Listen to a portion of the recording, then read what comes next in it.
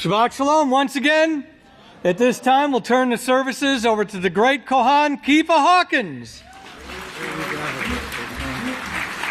Praise Yahweh. Shabbat Shalom, everyone. You may be seated.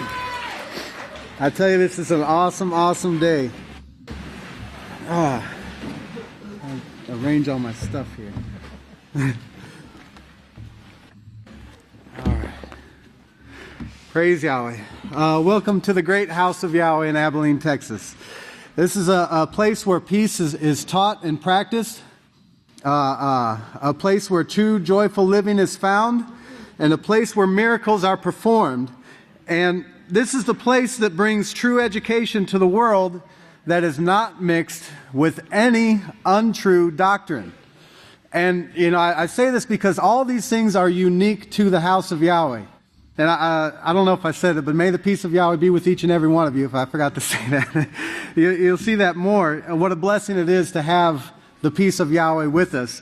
As we see the condition of this world, you know, as the great deacon was mentioning, some of these things going on in the world, it's getting worse and worse. But we see this here at the House of Yahweh getting better and better. You know, I want to start with Proverbs. If everybody turn to Proverbs 2, the great book of Proverbs, to begin the foundation of what I'm speaking of here. In Proverbs 2 and verse 7, that's found on page 497. Where we see that Yahweh reserves sound understanding for the righteous. He's a shield of protection for those who walk uprightly. But Yahweh reserves sound understanding for the righteous. And I wanted to mention this because we have other scriptures that talk about understanding in the way that, you know, Daniel says that none of the wicked will understand. And then even though they don't understand, we see in 2 Kepha where they speak evil of the things that they don't even understand. You know, that word sound, I want to just touch on that. It says, Yahweh reserves sound understanding for the righteous. That word sound means to be based on valid reasoning. It's based on valid reasoning that's free from moral defect or having a firm basis that is unshakable, like a firm or a sound foundation. And of course, all these words should have meaning to us, but I specifically wanted to note the part where it talked about valid reasoning, because this is what the House of Yahweh offers, and this is the subject that I want to speak of. The title would be to know your reasons. To know your reasons. And you know, because deception tries to shake you. If you'd be turning over to 2 Timothy 4, deception tries to shake you away from valid reasoning. And like I said, you know, this is what is offered in the House of Yahweh is valid reasoning. In 2 Timothy 4:3, we see that this is found on page 939. That for the time will come when they will not endure sound doctrine. There's that word sound again. But after their own lusts, they will heap teachers to themselves who will tickle their ears and tell them what they want to hear. And we've seen that throughout our time in the House of Yahweh over and over again, this being done. But at the House of Yahweh, evidence is brought forth in the way of reasoning to expose the works of darkness and to teach the perfect way to peace, so that anyone who is willing to listen and obedient to live by the faith, they can and will understand this. But if you turn to Isaiah 41, and we'll start in verse 20.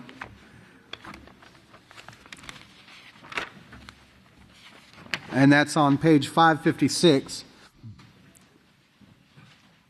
And Yahweh, you know, I love the way this is written, because it's like Yahweh lays it out for the world to see. He says, in verse 20, he says, so that they may see and know and consider and understand together that the hand of Yahweh has done this. So he presents the evidence so that everybody can actually see this. And then he says to those, you know, who would think differently, he says to them, he gives them a challenge: present your cause. Bring forth your strong reasons. Let them who worship gods bring forth and show us what will take place. Let them even show us the former things. They can't even tell us a true, accurate depiction of history because they're too busy trying to rewrite it. But, he says this so that we can know and we can consider and we can understand what the latter end would be. Verse 23, show the things which are to come hereafter so we may know that you're capable. We may know that you're capable gods. Yes, do righteousness or do evil so we may be dismayed and behold it together. But he gives us the conclusion there in verse 24. He says, behold, you are nothing. Your work is nothing. All these who stand to oppose the house of Yahweh in any way, they all share this in common. Their work is nothing. And that's what separates the house of Yahweh from the world, is that we are doing the work of Yahweh, and nobody else is. So whenever these things are brought to your attention, you can always fall back on that that this is the only place where the work of Yahweh is being done. They want to argue about little words and translations and this and that, but they can't stand on that reasoning right there, that they do no work. They have no righteous work that they're doing. Only the house of Yahweh is bringing forth the way to peace, the only solution that will bring an end to what we see in the world and what's been brought out this morning. But let's turn over to Romans 1:21, and I'll try to get some of this stuff lined out. Romans 1:21. Because what I just showed you is an example of Yahweh's reasoning, in that Yahweh brings forth evidence clear for everybody to see, and then He allows us to make our own decision, but it's a decision that is based on education.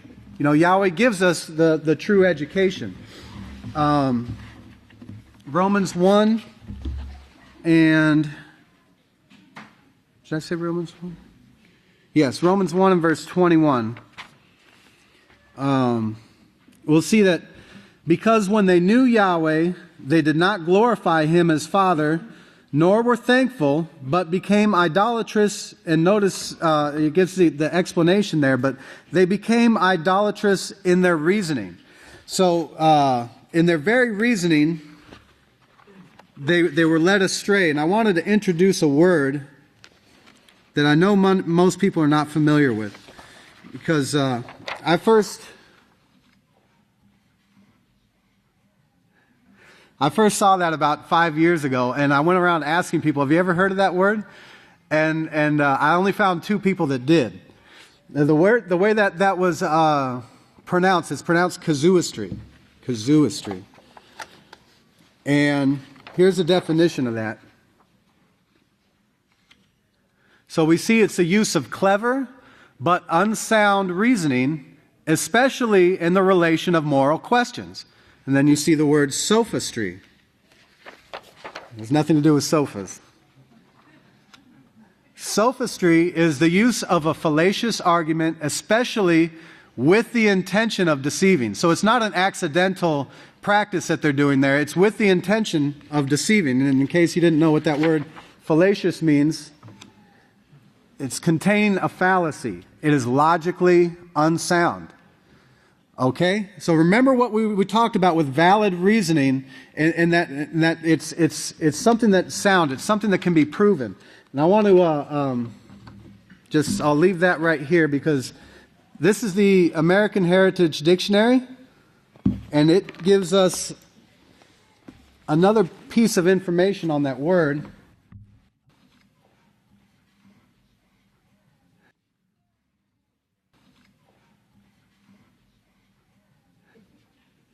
That's the word Jesuit, and you see it's one that is given to subtle casuistry. Interesting, huh?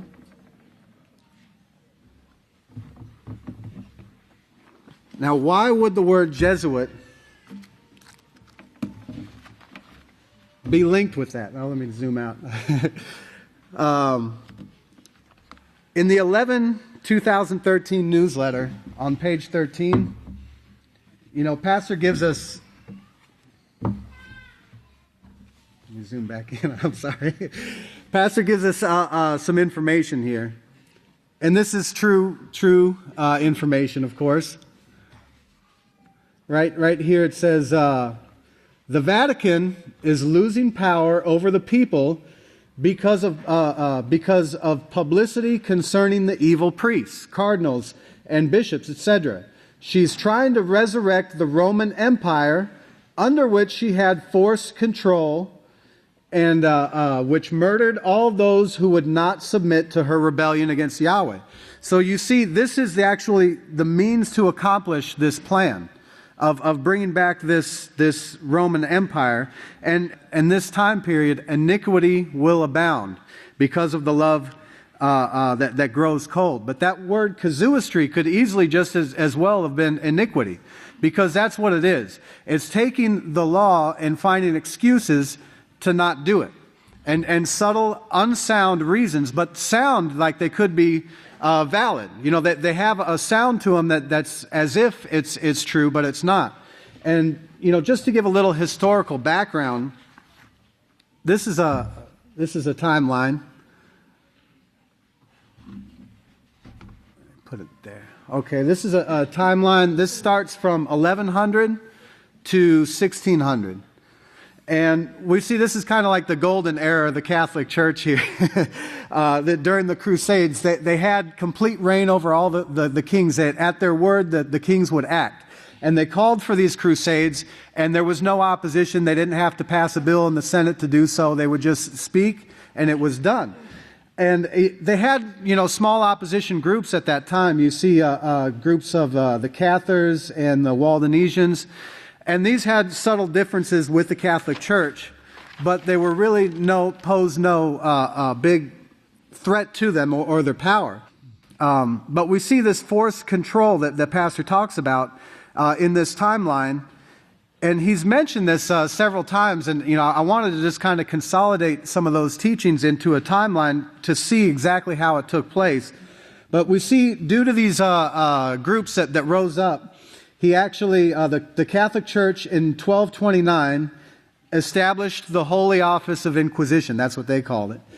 But it was to put down these rebellions. And it was established in 1229, and they gave them the rights to go out and torture. And those rights were not officially taken away until the 1800s. But we see it was set up for that intention, to hold down any kind of opposition. And I want to keep something in mind that you know, this isn't the start of the forced control that Pastor was talking about, and neither does this chart represent every evil action that the Catholic Church has done. I don't believe there's enough paper in the world to print all the murderous acts that have been done by this group on the Seven Hills, but it shows the events that led to this method of reasoning that we just read from the dictionary here. You see on the boot heels of these crusades, you see that this part where it says the Black Death.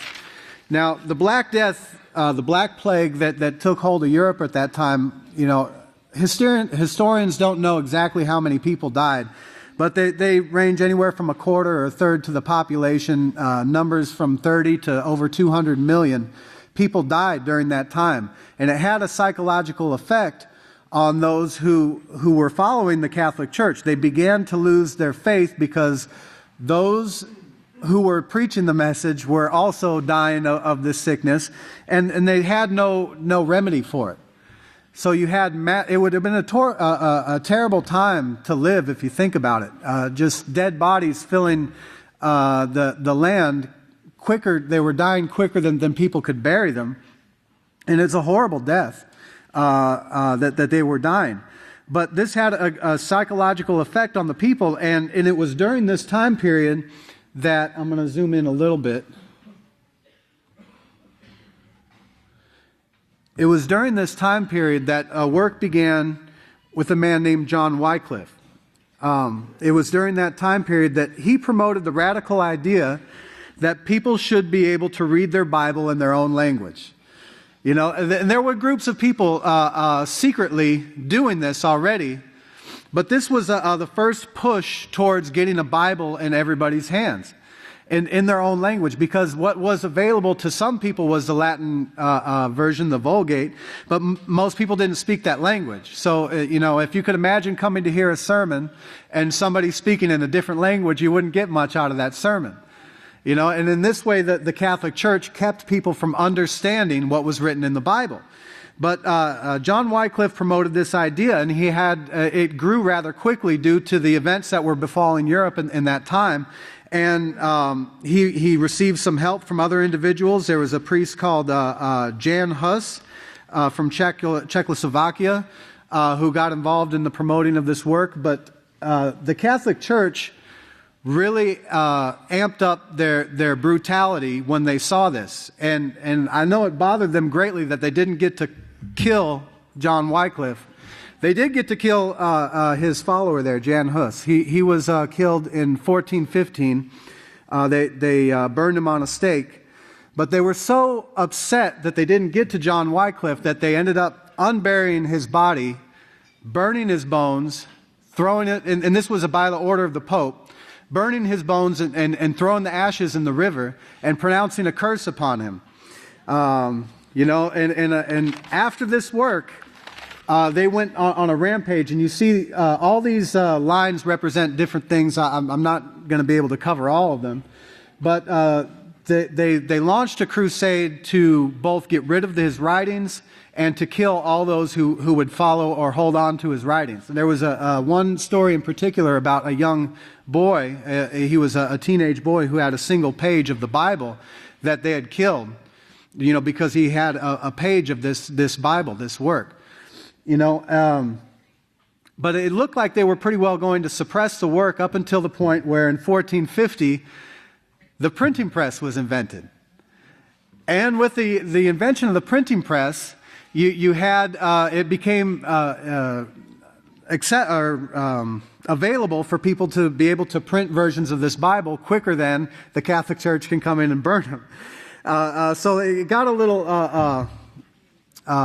bit of a boost there, so that this work wouldn't be destroyed. And it's really awesome to see how Yahweh preserved this work throughout this time in order for us to have the book of Yahweh.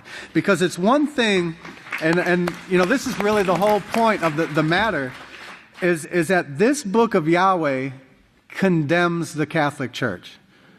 Absolutely. And not only does it condemn the Catholic Church, but it absolutely and totally backs up the work of Yahweh in these last days.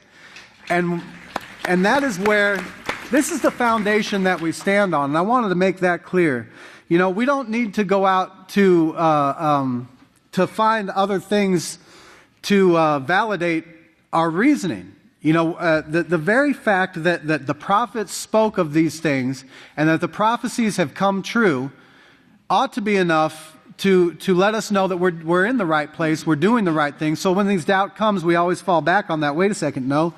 All the prophets spoke of this work, and lo and behold, it's coming to pass right before our eyes. So, what do I have to doubt? But they're very tricky they're very, very tricky with their wording and the way they present themselves as if they're an authority, and I've heard people say this, well, you didn't get this information from a university. Well, which university in the world do you see that's keeping the Sabbath day? Which one's doing the work of Yahweh? Which one's written about in Scriptures? If they are, show me that. That'll be great. But you're not going to be able to do it, not without lying. The universities are not the work of Yahweh. This house of Yahweh is the work of Yahweh. And this is where we have to have our faith. This is where we have to have our trust. And that should be firmly established in our minds. Because we see history has all the deeds of the Catholic Church written for the world to see. This is an easy one to show. If you look at what took place during this time, I don't see how you can honestly say to yourself that, that wasn't so bad. Pope Benedict was saying that about the Inquisitions. He said, well, the Inquisitions weren't really so bad. Of course, I would expect that from the Chief Inquisitor himself. Because they have that ability to rewrite history, like Pastor told us. Whoever wins the war has that option of just kind of rewriting a few things. And they've done so, and diligently done so, since this time period. I want to get to a few more historical events here. In 1506... construction began on St. Peter's Basilica. And this was such a massive undertaking. You had all your finest artisans from all over Europe working on this thing. If you think of a construction project, this took 120 years to finish. Okay, that is a massive, all the finest stonework and Michelangelo worked on it himself, all the finest painters and artists. Of course, this took a monumental amount of money to do this task. And it was during this time that they began, they've always offered absolution as means of mind control. I will use that to get people to do what they want. For the Crusaders, they said, well, if you go and you kill in the Crusades, we'll give you absolution. We will give you this free ticket to heaven or get out of purgatory ticket, which would come in handy if there was such a thing, I guess. But they became pushing this during this time period to pay for St. Peter's Basilica because Michelangelo wasn't working for free.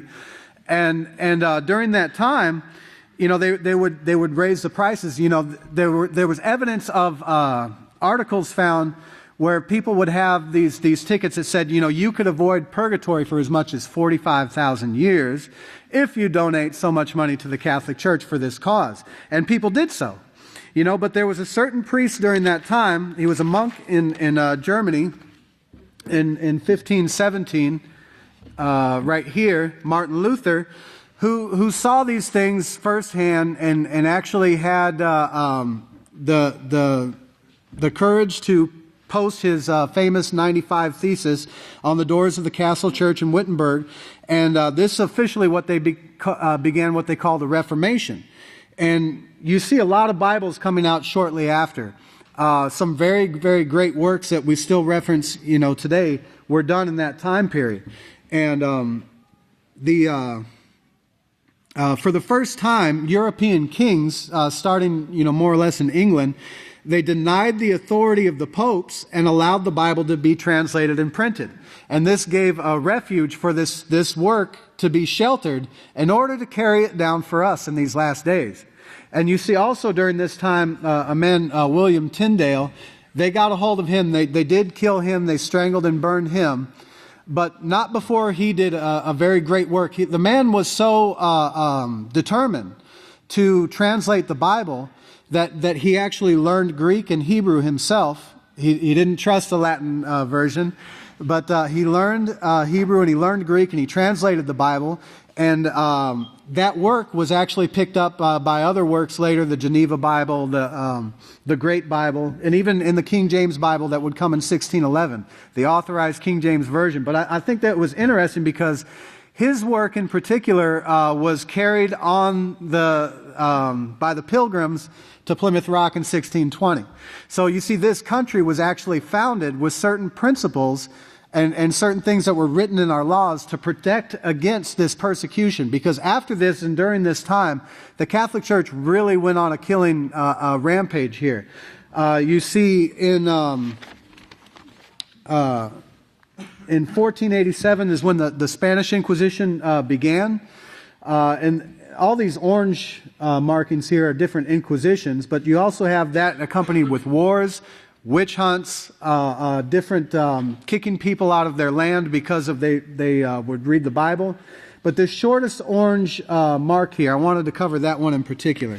That was the Goa Inquisition. And I know most people don't know where Goa is. It was a place in India that was actually owned by the Portuguese during that time. And that's when you see the first work of the Jesuits being done, because the Jesuit co-founder is also named Francis Xavier. He was sent to that part of India to keep an eye on the Portuguese settlers there.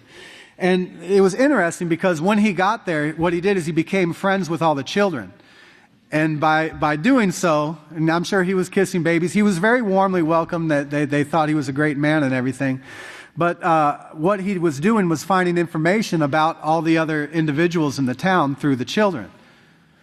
Okay? And what he did, and I want to quote his own words, what he came up with to write to his superiors were, he said, the second necessity for the Christians is that Your Majesty established the Holy Inquisition in Goa because there are many who live according to the Jewish law without fear of God or shame in the world. So that's what they were really after. They weren't, you look at all these events and you could see they were always trying to shut down the work of Yahweh. And of course, the Jesuit order became very big very fast. And they established universities. And those universities specialized in certain things. By the time of Ignatius Loyola's death, there were 74 colleges in which they had done on 3 different continents. And in those colleges, the Jesuit schools became important centers for the training of lawyers, public officials, performing arts, music, all these things in order to fight against the work that was being done and try to prevent the work that would be done in these last days. But they couldn't do it. Why? Let's turn to Isaiah 45. The Jesuits have always fought against people understanding or reading the Bible. I'm sure they hate the Bible. Isaiah 45, and let's look at 19. He says, and this is the way Yahweh speaks. He says, I have not spoken in secret in a dark place of the earth. I did not say to the seed of Jacob, seek me in vain. I, Yahweh, speak righteousness. I openly speak the things that are right.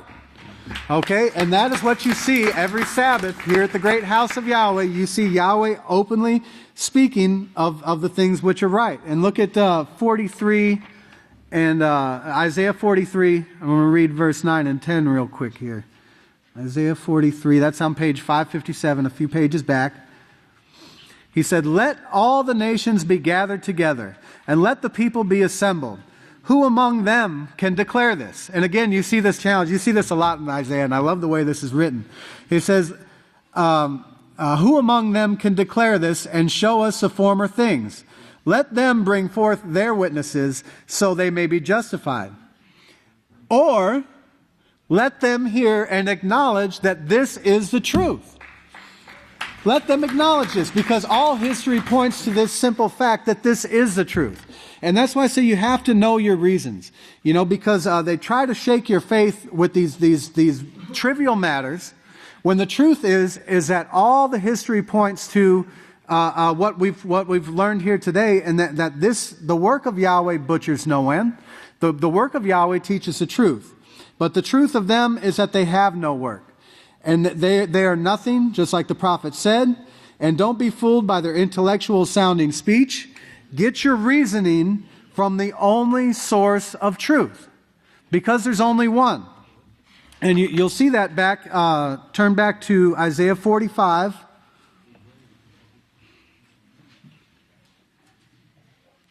And again, Yahweh says this, look at verse 20. Gather yourselves together and come.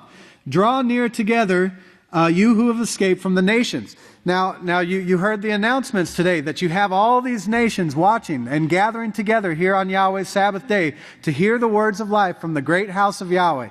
And he says, they have no knowledge who set up their wood and their graven images and pray to a god. Speak out. Bring forth your proofs. Yes, let them take counsel together.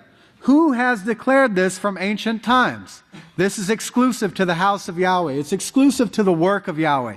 Yahweh is the only one who has done this, and his works bear forth the proof that this was done. And all we have to do is read it for ourselves and see it. All the evidence is right here in this book that was preserved for one man to be able to enlighten the world. Do you believe that?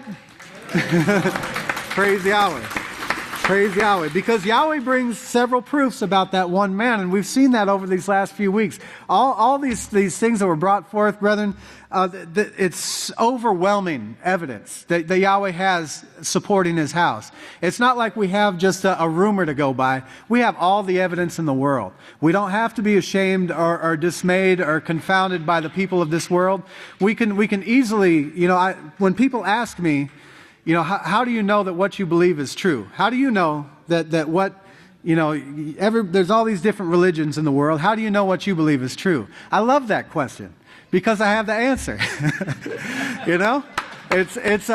we've been given the answers to those questions, and then we could sit down and explain these things right out of their own Bibles, right out of their own history books, and it's absolutely foolproof, But all you have to do, you have to educate yourself to have these things in your mind, because the deceptions are very tricky, and there's no end to the various lies that have been told about the work of Yahweh, the people of Yahweh, and they're quick to do so. But I want to encourage everybody to please don't get your reasoning from this world.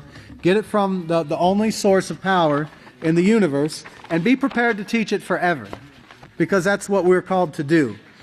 And if I can gather all my belongings here, I actually have the greatest part of this sermon is the opportunity to get to hear this firsthand from the greatest teacher in the world, the only one who presents the truth, our pastor and overseer, the great Yisrayl Abel Hawkins.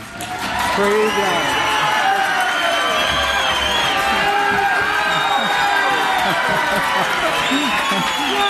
Shalom, everyone.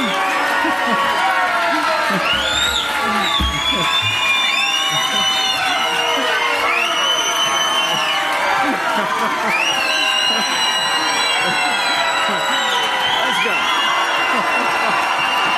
Praise Yahweh. You may be seated. Yahweh is very thankful for that.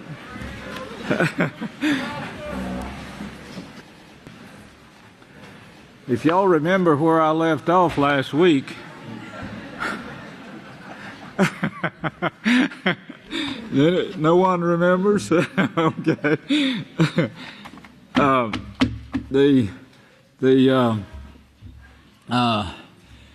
This thing that was given the announcement by the great Kohan Michael Sheets Hawkins about the teachers out there. Now this is really remarkable what is taking place. We've been teaching groups, of course, of people for years, and I was told just now that those groups have amounted up into thousands, and those thousands are teaching groups of people, and so it's spreading. And this is of course, men and women. If you could have heard the women this morning on, I think they call it streaming, where we're going out on computer. Now you can't get this on the Prophetic Word Show, but you'll hear me now talking about it on the Prophetic Word Show. But you'll need to know how to pick us up on your computer in order to get what we're talking about the groups, the different groups, the men and the women that are teaching live. And from what I understand, it's more than just on Sabbath morning too. It's throughout the week. But also you can pick up the prophetic word on your computer if you know how. But to get in touch with us, and we'll show you how to do it if you don't know how to do it. It's very encouraging to see what's taking place.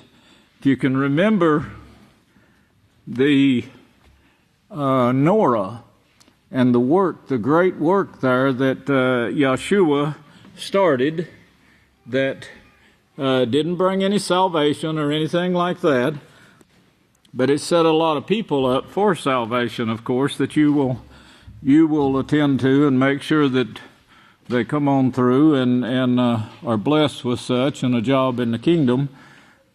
But it started a work that the spreading the truth, as the great Kohan that just spoke brought, spreading the truth in a mist of world of lies that is going forth.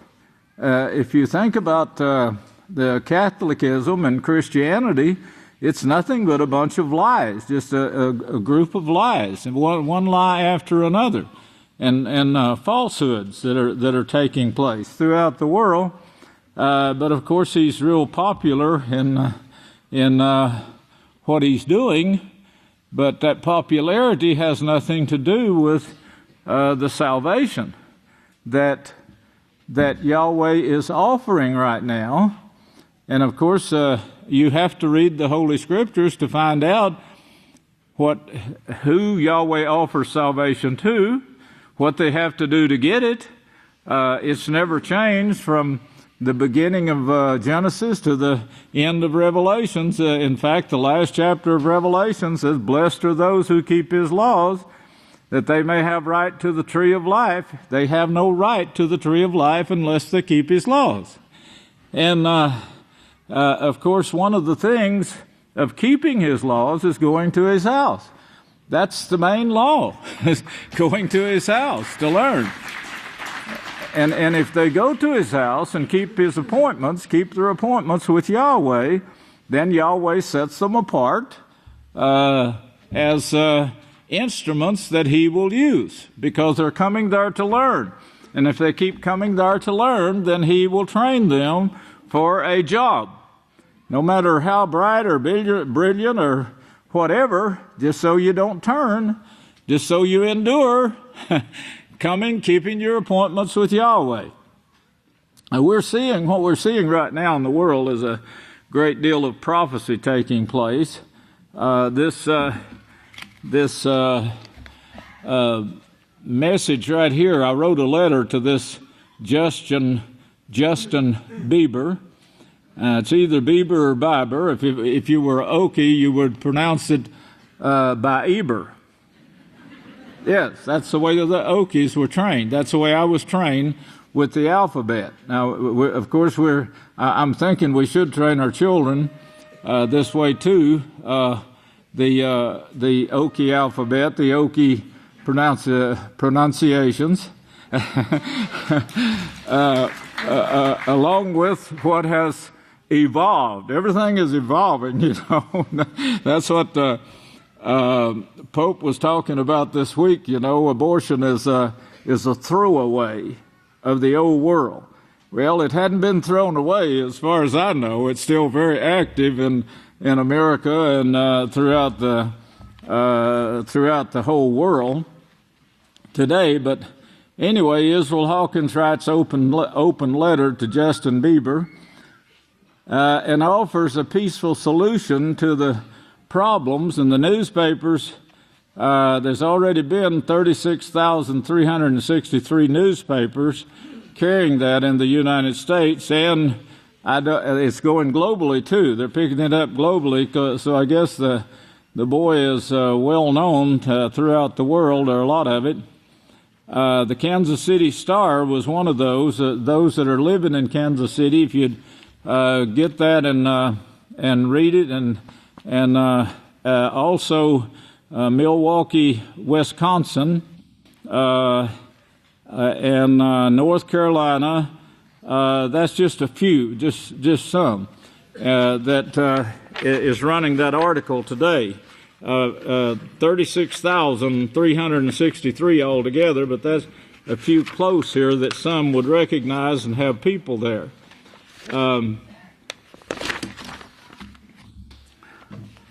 The prophecies that we're seeing a firmament that's totally out of control now. You see the firmament trying to correct itself in order to obey the laws that Yahweh set in motion in the beginning. They are governed by law, and science knows that. And I brought it out in the recent book called Global Warming. We should have called that global extreme, or firmament firmament out of control, or something like that. I've been wanting to bring a sermon on global warming and about to freeze up here every weekend, and just didn't seem to be a proper time for it at this time. Maybe next summer we'll get back to that. The extremes that we're seeing is, of course, the firmament is supposed to be keeping all of this leveled out, and and a healthy environment for mankind. And of course, what is taking place due to the teachings of the Catholic Church, she is the one that brought this about. And from her, as Jeremiah 23 says, because she started with the elders of Israel, and then the Pharisees, Sadducees, Essenes, and Herodians, and then they moved to Rome, the 7 hills of Rome, and where they could worship all their gods without somebody coming to them and saying it's not right what you're doing.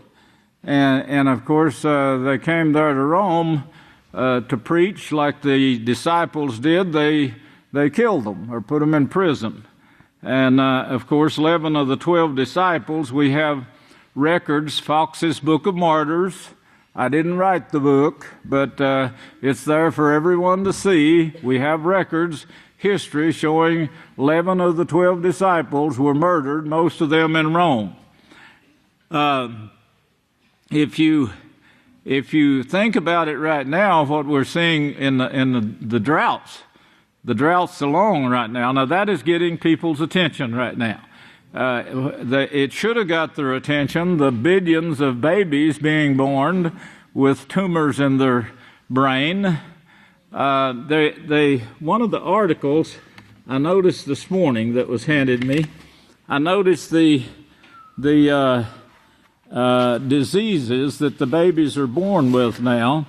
One of them is called a general confusion. Now these are symptoms of fornication, adultery, bestiality, and the most widespreading action, of course, of the STDs that doesn't stay with the sodomites, but it spreads out to the world. And each action, of course, as one of our deacons brought out, demands a reaction. It causes a reaction.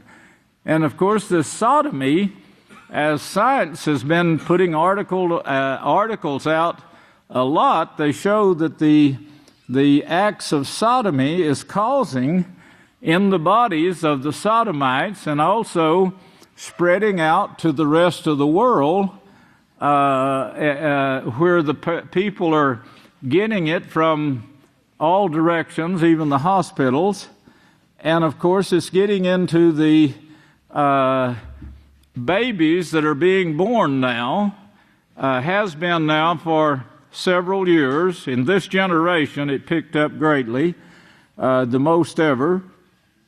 And it's causing, they're calling some of it tumors of the brain, but then they have some other words that they are referring to, trying to describe it in detail, exactly what takes place from the father and mother to the child, and then the child developing this thing in his brain and goes into confusion and starts doing things that you wouldn't believe a grown person would do, a person that you know, and you see him or her start acting in an irrational manner, saying things that is totally off the wall, but this is what's taking place, and shows it in this article, general confusion of the birth defects that you're actually born with,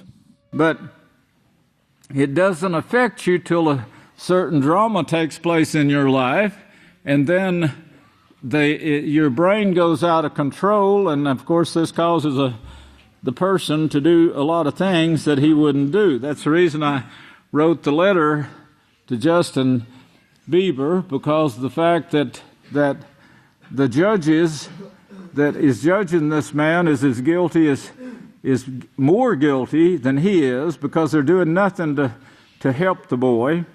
All they can think about is punishing him for something that they created themselves, that the Catholic Church created, passed the laws to legalize it so it would actually be legal to do the things to this boy that screwed his mind up, him and billions of other children. Billions. Right now, they're carrying things in their brain that could cause them to go crazy at any time. Some of them start shooting, knifing, killing people around them, up close to them, killing their friends. These things are taking place right now. And of course, prophecy shows, way back in the beginning, it showed, if you do these things, you're going to run into confusion. Your minds are going to be screwed up. Your children's minds are going to be screwed up.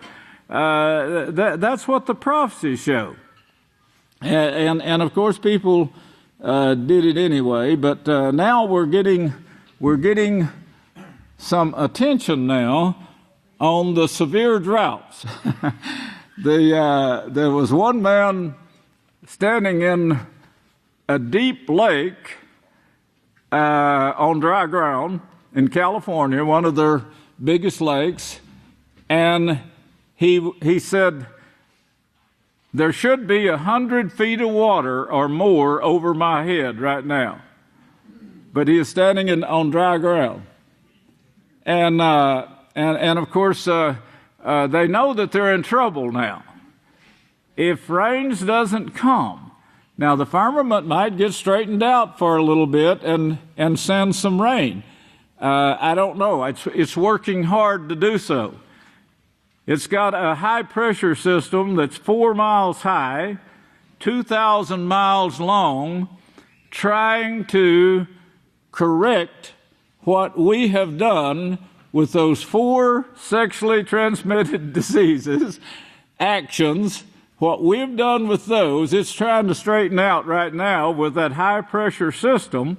Now, will it be able to do it this time?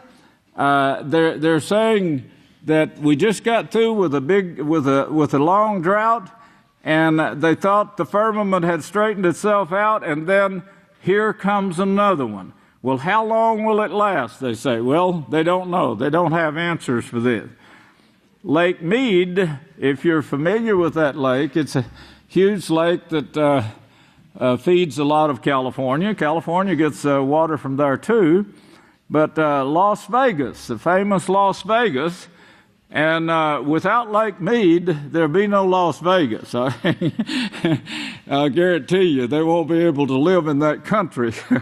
A few ruffians might, but certainly the city is going to move if Lake Mead runs out, and one of their main sources is already sticking up out of the water. It can't get water, so they're trying to drill some deeper ones now to take its place, and that's a rush to try to use up what little water is coming down. But they're in trouble, big trouble. I don't like the trouble that they're having to suffer, but Yahweh has told them, if you do these things. Now, of course, with us, we know that Yahweh has called us out of this world, and we can see that we're building a kingdom, that there is going to be a kingdom that'll be in unity with Yahweh, that will not be bringing this suffering on the world. We are pretty safe here, and of course, America has been kept that way for years. If you were in some of these places that are having wars right now, which there's several, we haven't accomplished any goals other than get our oil back and the sale of our oil back to us. We haven't brought peace to these countries like Afghanistan and Iraq and Syria. Syria's in big time trouble. But if you'll read about the refugees that's coming from that country and what the people that are dying trying to get to a safe place, and you see places like Italy. It's almost a laugh. And the Pope out here saying you got to show love. and you see the refugees lined up naked with armed guards and spraying all of these naked people. They're spraying them down out in the public, and people collapsing on the ground. And the big, strong super pope, as he wants to call himself, saying, we need to do more to help these refugees that's trying to come to Italy for protection. Yeah, it's a laugh. It's a joke, like all the rest of the Catholic Church and its lies. Pope Francis, superhero. Street art disappears. Roman police, early Thursday morning, scrubbed the wall near the Vatican. That's a lie. It's on paper. It was printed by artists, painted by artists. It looks like artists' work. You'd have to be a fool to even believe this stuff that they put out. They didn't have to scrub the walls. All they had to do is take the painting down. A super pope, where super pope had been displayed, showing Francis as Superman in flight and clutching his black, I call it a bag of tricks. You know, the fox with the bag of tricks.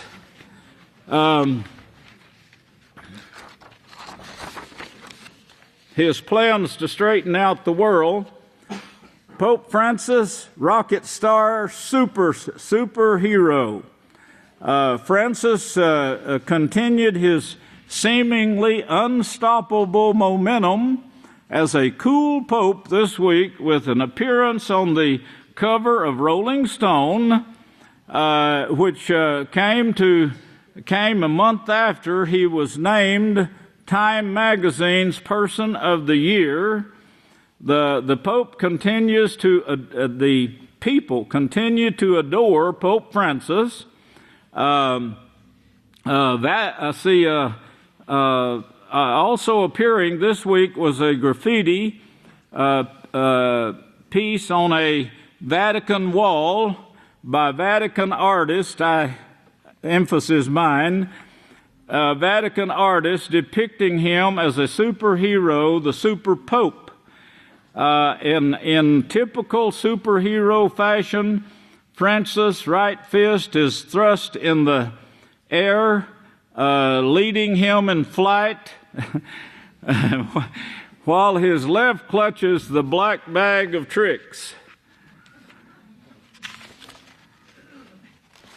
The Vatican Communications Office approved the image and tweeted a photo of it. I think that's all I want to read out of that. I want to show you the picture, though. In the paper. They went to a lot of trouble to put this up. And, of course, like I say, it's a fake. It wasn't graffiti. You've seen graffiti. I don't know if you see that, but he's flying through the air like Santa Claus. But he forgot his reindeers. More lies to come after that. Just last month, the Pope was named Time Person of the Year. Rolling Stones, that's the same news. Well, of course, they didn't know it, but, you know, in 96 A.D., this was written about, of course, and his popularity. But I want you to turn over first to Sophia, the first chapter. Sophia 1, because we're in this time period right here, and it's got their attention here just a little bit. It's going to get their attention even more, big time, because Yeshua showed that men's hearts are going to be failing them from what they're seeing coming. And it's bad now, but, it won't get really bad until, things break down to where it's like it's described right here in the first chapter of Zephaniah. If you'll look at verse 14, it talks about the great day of Yahweh near. Now, this is the day, of course, the great day of Yahweh is the finishing of His work where He proves to mankind, as He's doing right now, what your sins are bringing. Who would have thought that fornication or adultery or bestiality or sodomy, or those four together, would bring droughts, would bring famine to the earth, bring confusion, so much confusion that even the leaders can't make sensible decisions. They can't even solve a problem that's going on in the tiny land of Israel, but they want to solve the problems of the world. It's like the Superman, Super, well, what's he doing besides putting on a show in his Santa Claus suit? Well, the great day of Yahweh is the finishing, of course, of His work, where the kingdoms will actually be given to you, and after they destroy the works of their own hands, they destroy what they have set up with their sins, then the kingdoms are going to be taken from them and given to you. At that time, you will have your subconscious minds, and of course, if you know anything about the studies that goes on or has come across on the subconscious mind, they claim that the average person only uses about 1% of his brain power. That's the average person. People who are presidents or world leaders, things like that, they say use up from 10 to 15% of their brain power. Now, that's just the normal brain power that you function with daily, of course. But you think about it, Yahweh gave you your mind, which could be super. The Pope don't have it. He's a clown. He's trained in making people like him. It has nothing to do with righteousness. It just makes people think that everything's going to be all right now. Do you know how many times the Catholic Church has been reformed? Have you ever looked up that in history? You see, well, this Pope says we got to reform the Catholic Church. Now, this one over here does too, and he winds up murdering millions of people, and another one's got to reform the church. Well, because another split came. That's the reason you have Catholics, of course, in Egypt. It started in Egypt. You have Catholics there. You have Catholics in Russia. They're all come from the same pod, but they couldn't get along with one another. They have all these internal problems, and of course they split. And the ones in Russia say, no, we don't want to pay tribute to Caesar. You have your own money. We're going to keep ours here in Russia. Same thing in Egypt. They can't get together on how much money they divide or bring to Rome, and Rome's insisting on getting it all. Well, they're all the same way. They're all greedy. But if you look, there's the Coptics. That was the original Catholics, Coptic religion. They still call themselves popes. That is their leaders. But they're eat up from within with greed and of course lust and the diseases that come with it. But Yahweh, in showing Eob, if you can remember that, and he said, Eob, just do what I tell you to do. There's no way you're strong enough, Eob. I know you're pretty smart and you think you are, but you can't put hooks in jaws of Leviathan and turn him around. I'm the only one that can do that, he said. So he plans to turn Leviathan around. And of course, the first thing to do is let him kill himself, destroy himself, consume himself with his sins. And then we'll mop up the pieces, and we'll have this for an forever history to show. We'll have it in our lessons to show throughout the universe, to the beings throughout the universe. We've got a job ahead of us, a never-ending job ahead of us. The tree is growing. You know, this is not all of it. This is not all of our helpers right here, and that's the reason I was so tickled to see how it's snowballing now, you know. And we got not only Noah, the Samaritan gossiper, but we got these gossipers all throughout the land now saying, hey, Yahweh's the way to go. One of the businessmen was wanting to take. They didn't have a English Book of Yahweh or King James Bible or anything like that, but they had it in their own language. And of course, one of their gods was used in the place of Yahweh. Well, now it seems like he's got the book translated somewhat, the Book of Yahweh. That is, he's replaced the names, took that name out, and he wants it in his country where there's none at this time. But now it's going out, fixing to go out, the Book of Yahweh. So Yahweh is making moves globally. Praise Yahweh. Well, the day of Yahweh, the finishing of it, is near. When the seventh Malach speaks, which that's what we are doing right now. We're taking this message to the world, finishing Yahweh's work.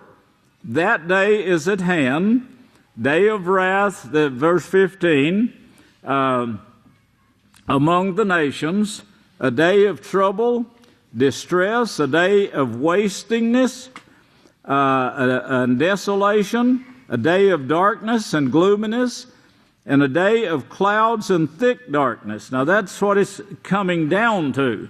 As Revelations 10, Matthew 24, Isaiah, it's all coming down to that. The day when they consume themselves in their wars.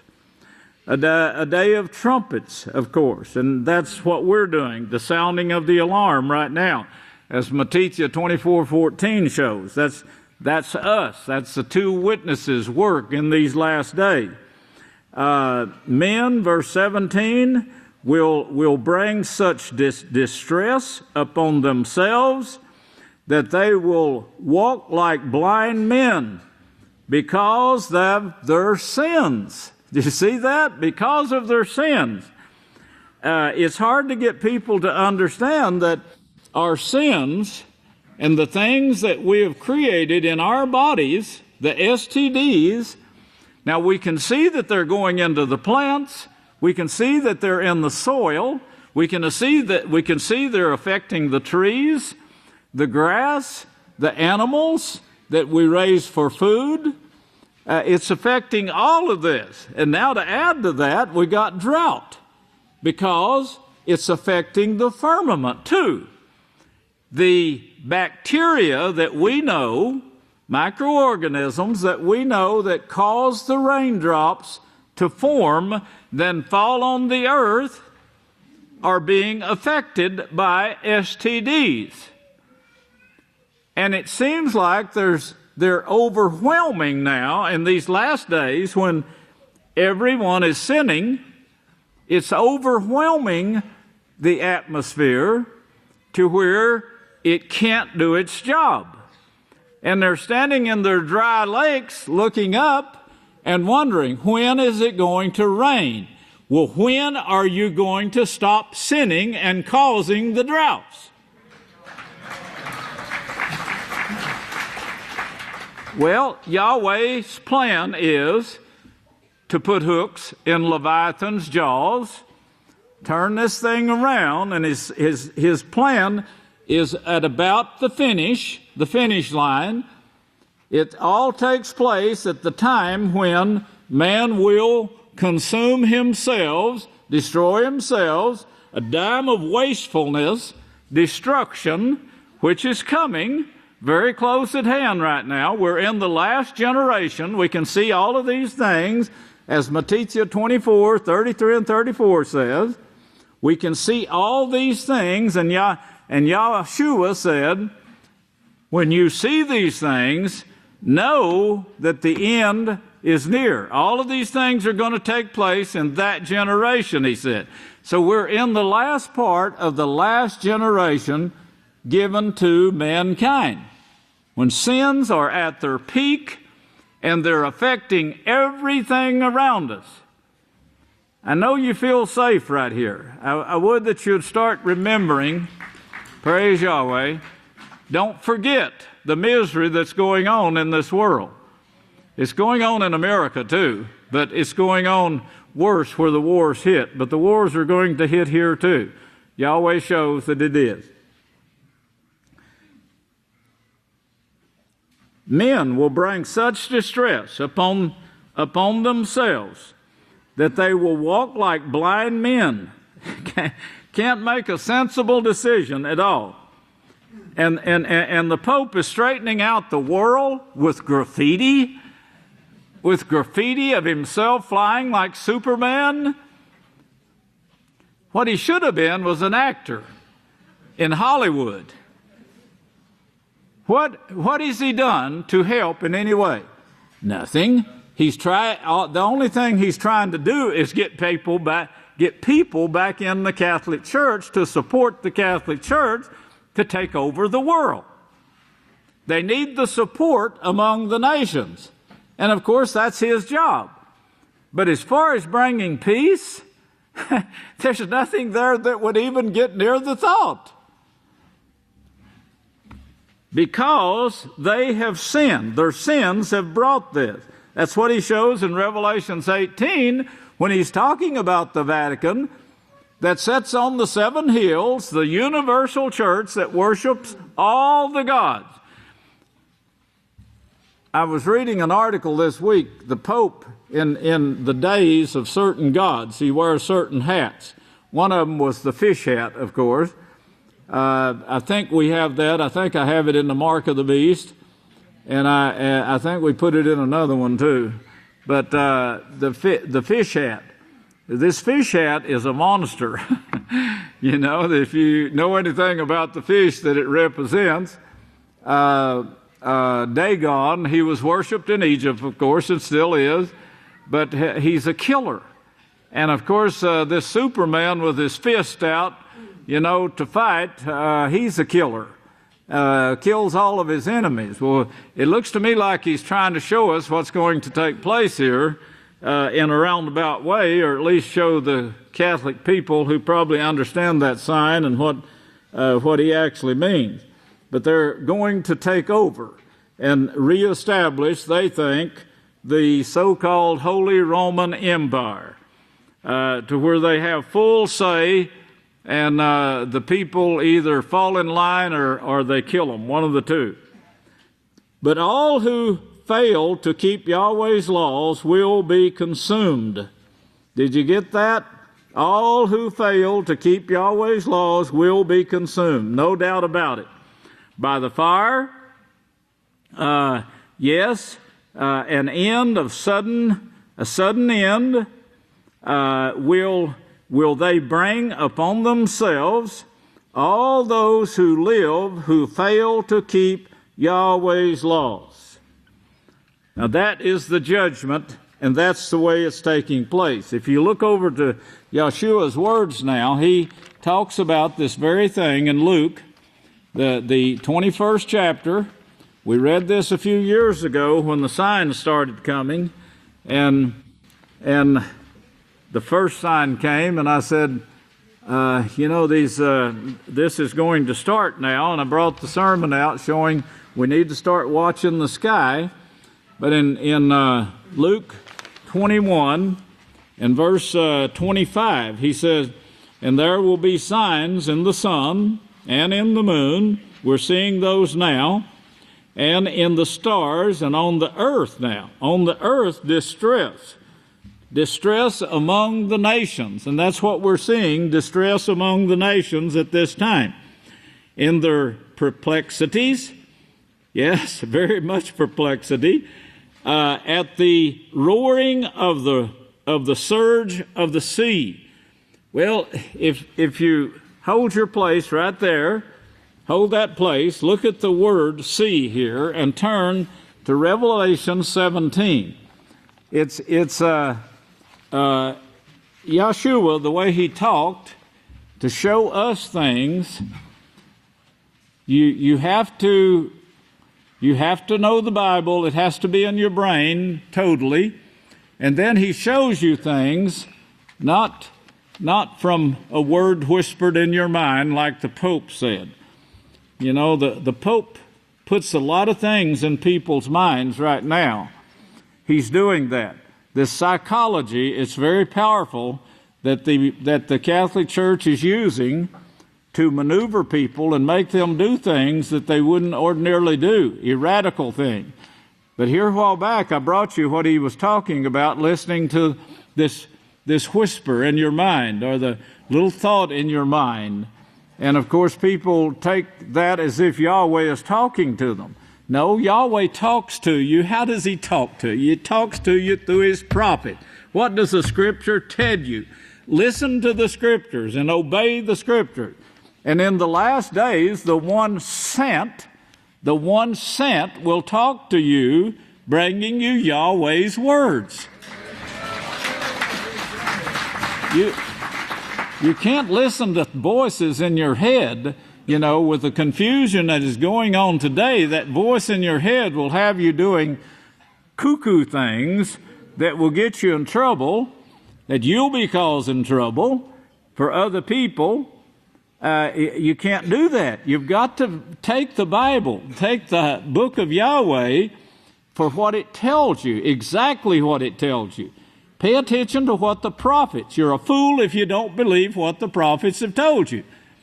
And then come to the house where let Yahweh teach you through the one sent.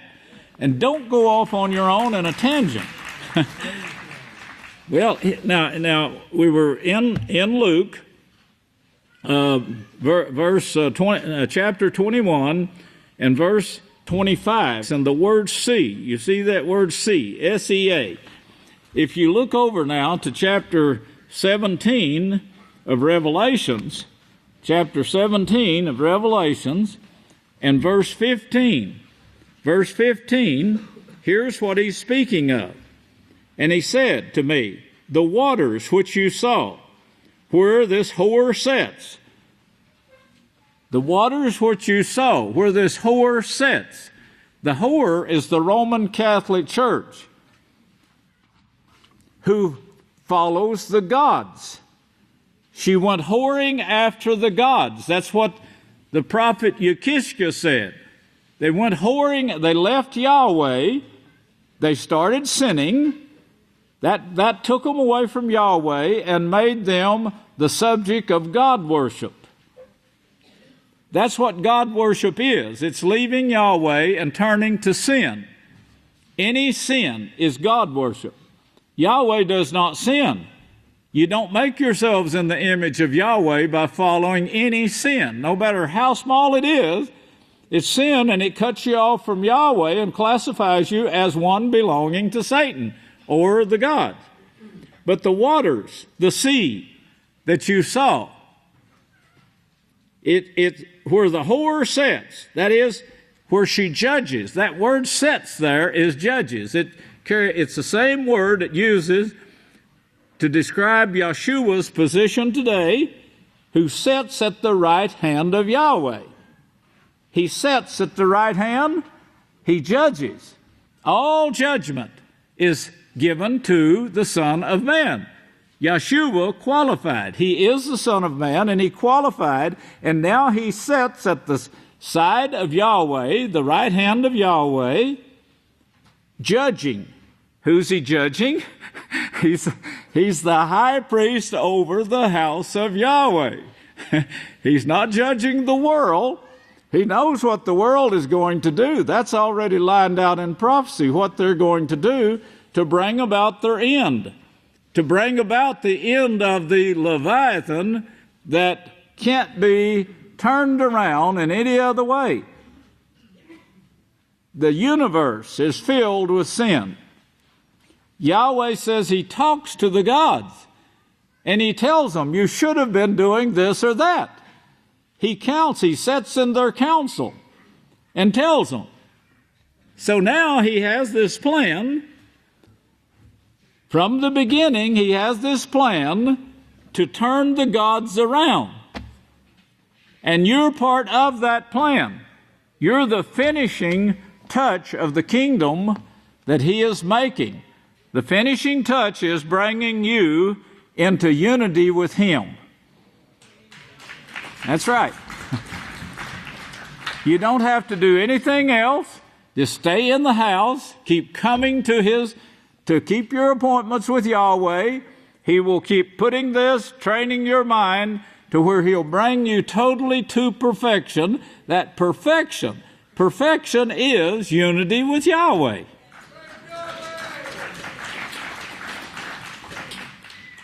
Well, the waters you saw, where the whore sits, where she's judging. The Pope, he's judging the world. That is the Vatican. The Pope is just a showpiece. The Vatican is judging the world, and they're telling the world what to do. I have a long list of pictures that I want to show you.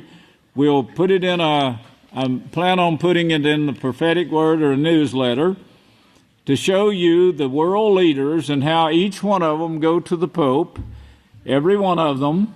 You don't find them coming to the house of Yahweh. You will one day, but not now. But they go to the Pope and they get their orders, their plans. And of course, if you look at the Supreme Court, I think I do believe, the Supreme Justice, he's a Catholic. Then they have 5 other Catholics and 3 Jews, as they call them, on the Supreme Court. That's to make the decisions, to judge. Do you see how they're judging the earth? Okay, he's sitting where the whore sits is over the United States, of course. But notice the other languages there too. Nations, multitudes, and other languages besides the United States. It's not just the United States that has a Supreme Court, and the Pope himself admitted that what they're calling Jews is Catholics. He said, our forefathers who took the name out of the Holy Scriptures, talking about the elders of Israel who became Pharisees, Sadducees, Essenes, and Herodians, who took the name Yahweh and Yeshua out of the Scriptures, he said, in respect to our fathers.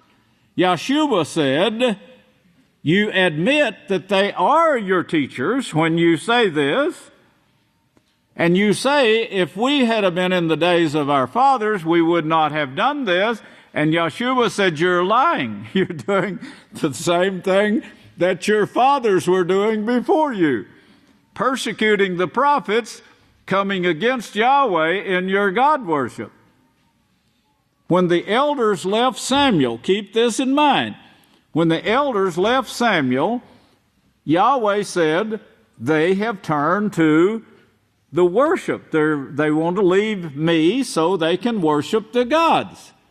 1 Samuel 8. In the book of Genesis, Satan said, do this and you'll know evil along with this righteousness that Yahweh has taught you. This will make you like the gods. turn to sin in any way, and you won't be like Yahweh. You won't be made in His likeness anymore. Keep yourselves straight. Keep yourselves coming into unity with Yahweh. Well, back here now, again, in Luke. Here, this is the Savior's talking in this time period. And same thing we just read in Sophania. Look at verse 25. And there will be signs in the sun and in the moon and the stars, and on earth distress among the nations in their perplexities. Yes, it's filled with perplexities right now. At the roaring and surging of the seas, that is, the roaring of the people. It's not the water, the waves, they roar all the time. Men's courage, we got put courage. If you look over to the left at the footnotes, you'll see it's their hearts failing them. It's going to get that bad. It is already. Then because of fear and because of the dread of those things which are coming on the earth, for the powers of the heavens will be shaken. And then they will see the Son of Man coming in the clouds with power and great glory. So when these things begin to come to pass, look up, lift up your heads, be strong, be faithful. Be strong and be faithful. Lift up your heads and rejoice. Rejoice. Show joy to Yahweh as you're doing now. Just keep it up, because your redemption is drawing near. Your redemption. Look on down to verse 31.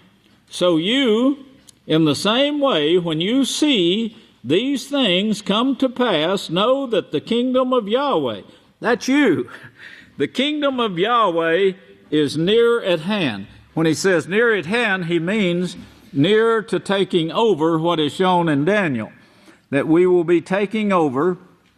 I'd like to show you a film of this drought right quick before I continue. You have that, okay, let's play it.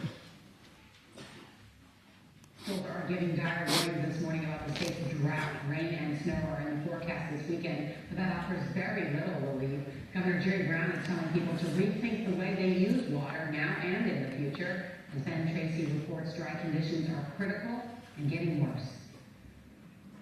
When Frank Gerke took the monthly snowpack sample in the Sierra Nevada mountains Thursday, the poll position was pathetic.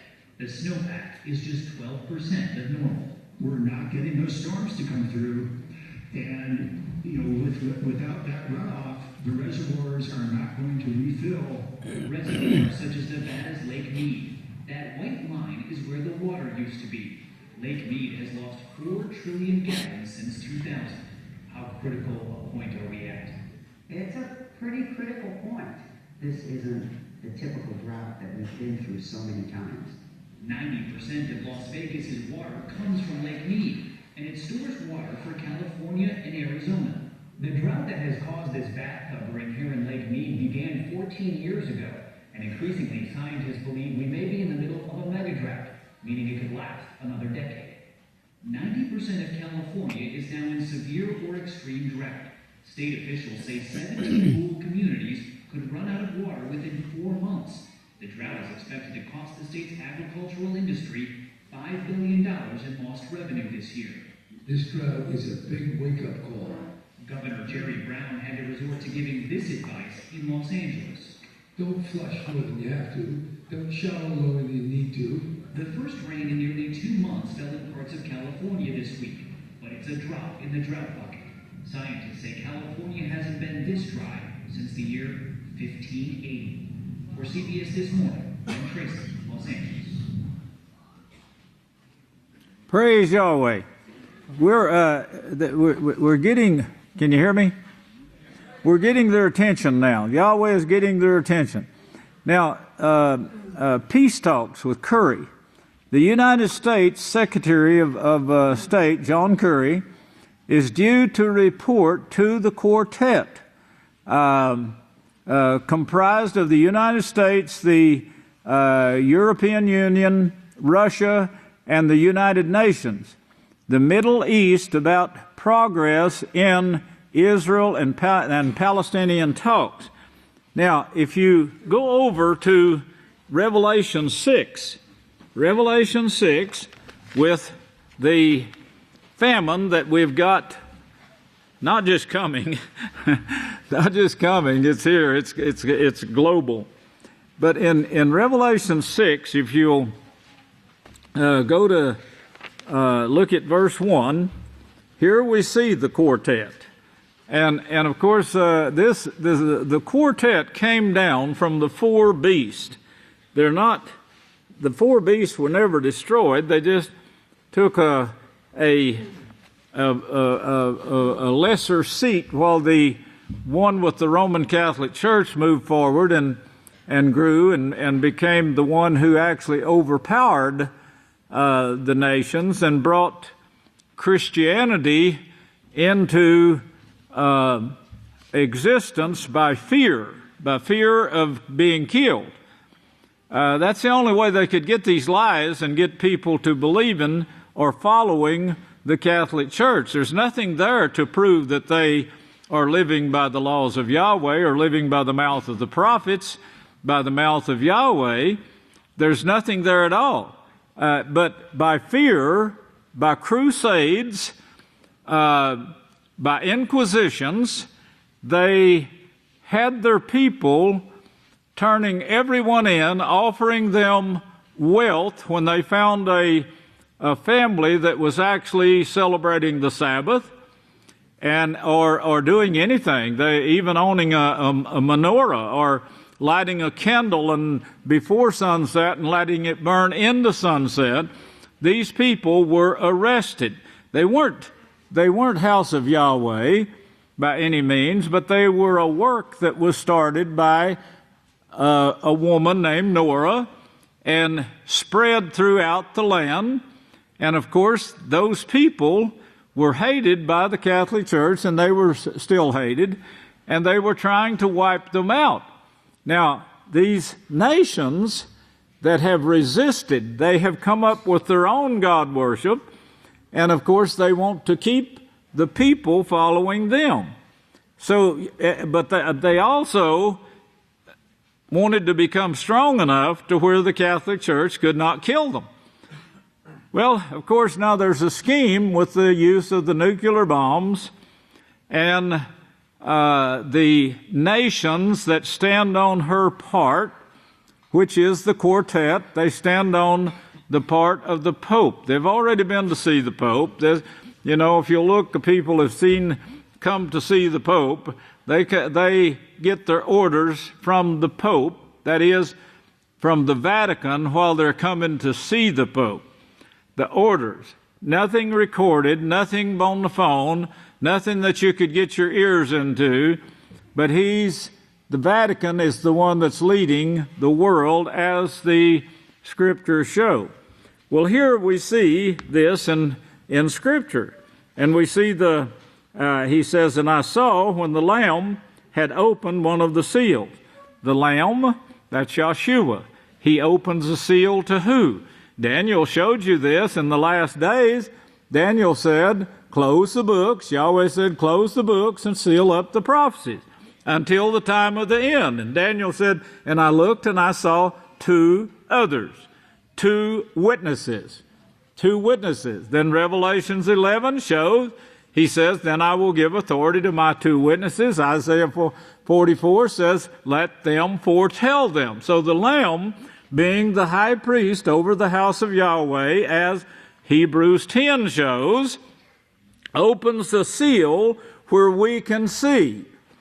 In the house of Yahweh, where we can see what is taking place and what's going to take place. Now, you couldn't change any of this, not one way or the other. Yahweh's the one that's got the plan.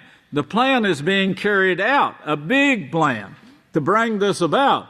What he's doing with you right now is trying to train you to be in unity with him where you'll never allow this to take place again. There's no way you or Eob could turn Leviathan around. But you can become a part of the team that will prevent the Leviathan from ever living again. You see? Isn't that beautiful? That team, the kingdom of Yahweh, that's what the house of Yahweh is. That's what it's referred to, the kingdom of Yahweh. That's you right now. You're part of the kingdom of Yahweh. And you will be throughout all eternity unless you turn and leave the 1 cent. It's that simple. Just come against the 1 cent. That's all you have to do, and you're out. You need to repent if you are. You need to repent, get yourself back in, get to struggling to overcome and be in unity. Now, if you become in unity with Yahweh, then you become a part of this permanent kingdom that will prevent this struggling, this destruction that we see taking place right now, that has got the world's attention. It's going to get it. It's going to get it better than this. You're going to see this destruction come big time, and it's right at our front door now. The things that we're seeing here in America that is leading up to it, of course, they're getting ready for it too. I told you about the radiation shots to keep to protect them, because they ordered millions of these things, billions of them. Well, this is for a purpose. They know that this is coming. They know that it's near. I know because the Scripture shows it in the Scriptures. The knowledge was increased just in time, just in this generation. Remember that. The knowledge that Daniel said would be increased came 1934, started in 1934, the year of my birth. And that knowledge has brought about what we see here today. Well, it's also brought the kingdom of Yahweh about, what we see here today. And you're part of it. Remain. He who endures, I'll make a pillow in my house, Yeshua said. I love you. Yahweh bless you.